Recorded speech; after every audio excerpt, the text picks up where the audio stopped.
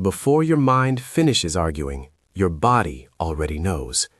That sudden flutter in your stomach, that hollow pull beneath your ribs, that instant certainty that says no, even when your logic says yes. These are not random biological glitches. They are messages from a living intelligence inside you that modern neuroscientists call the enteric nervous system, but which Edgar Cayce, over 80 years ago, identified as the brain of the emotional body. We live in a world that worships the brain in our skulls, yet we are suffering from a massive epidemic of anxiety, indecision, and spiritual disconnection. Why? Because we have severed the connection to our second brain. We have shut down the solar plexus. Today, we are going to repair that connection. We are going to explore the Cayce Gut-Intuition Protocol. This is not just about digestion or bloating, though those will improve. This is about clearing the static noise from your biological radio so you can hear the signal of your own soul again.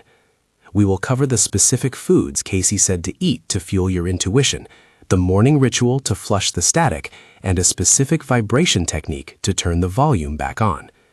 To understand the gravity of this, you must first understand what the solar plexus actually is.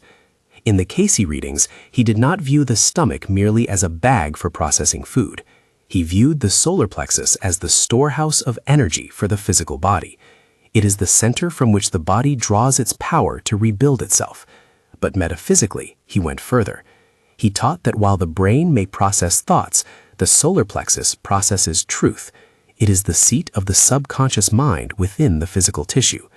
When you walk into a room and feel bad vibes, you don't feel it in your forehead, you feel it in your gut. That is your second brain reading the electromagnetic field of the room faster than your eyes can process light. However, for most of us, this instrument is broken. It is covered in what Cayce called dross.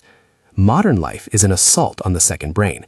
We eat processed foods that create inflammation, which is essentially biological static. We live in a state of chronic stress, which keeps the vagus nerve, the telephone line between the two brains, permanently disconnected. When your gut is inflamed, your intuition is offline. You cannot hear the whisper of guidance over the scream of indigestion. So, step 1 of the protocol is the morning flush. You cannot tune a radio that is covered in mud.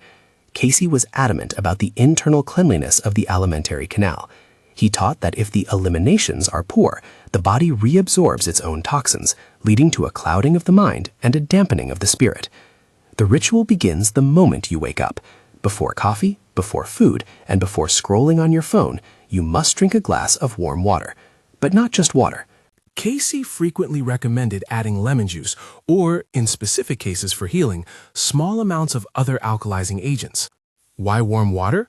Because the stomach is a muscle. Cold water shocks it and shuts down the enzyme production. Warm water relaxes the tissue and dilates the blood vessels. The lemon interacts with the digestive enzymes to flush the liver and kidneys. This isn't just hydration. It is a signal to your second brain that it is safe to wake up. It clears the mucus and debris from the night before, ensuring that your antenna is clean for the day ahead. Step 2 is the fuel. If the solar plexus is an engine, what fuel does it run on? Cayce's dietary advice was decades ahead of its time, and it was specifically designed to keep the body in a state of high vibration. He gave us a ratio: 80% alkaline-forming foods, 20% acid-forming foods. Acid-forming foods are meats, starches, and sugars, the heavy, dense energy. Alkaline foods are fruits and vegetables, the light, electric energy. If your diet is 80% heavy, your intuition will be heavy. You will feel sluggish, doubtful, and fearful. But he went deeper. He recommended specific power foods for the nervous system. The first is the almond. We have spoken of this before, but in the context of the gut, Cayce claimed that almonds provide phosphorus and iron in a combination that is easily assimilated, preventing the formation of toxicity in the gut. 3 to 6 raw almonds a day is the prescription. Another surprising recommendation was gelatin, not the sugary dyed dessert, but pure gelatin. Cayce suggested that gelatin acts as a conductor, helping the body assimilate vitamins and minerals from other foods. It heals the gut lining, what we now call leaky gut, and seals the barrier so that toxins don't leak into the bloodstream to fog the brain. And then there is the above and below rule. Cayce suggested that for a balanced nervous system, one should eat 1 portion of vegetables that grow below the ground, like carrots or beets, for every 2 portions of vegetables that grow above the ground, like lettuce, spinach, or celery. Why? Because the energy of the plant matters. Below-ground vegetables are grounding. They connect you to the earth. Above-ground vegetables are lifting. They connect you to the air and sun. To have a balanced intuition, one that is not flighty but also not stuck, you need to balance these energies on your plate. Step 3 of the protocol is the vagus tuning. You have the clean machine, you have the fuel, now you need to turn on the connection. The vagus nerve acts as the physical manifestation of the silver cord in the lower body. It connects the brainstem to the gut. Most people have low vagal tone, meaning the signal is weak. Cayce recommended specific breathing and chanting to vibrate the centers. The exercise is the solar hum. Lie on your back or sit comfortably. Place your hands directly on your solar plexus, just below the V of your ribs. Inhale deeply, pushing your belly out against your hands. As you exhale, I want you to make a low, deep ooh sound. Unlike the high-pitched hum for the pineal gland, this sound should rumble in your chest and belly. You are using your voice to mechanically vibrate the stomach and the vagus nerve. This vibration forces the solar plexus to relax. It breaks up the tension of fight or flight. Do this for 3 minutes. You will feel a physical heat spreading through your belly. That is the second brain coming online. Step 4 is the intuition test. How do you actually use this cleared and tuned instrument? You practice listening with your gut instead of your head.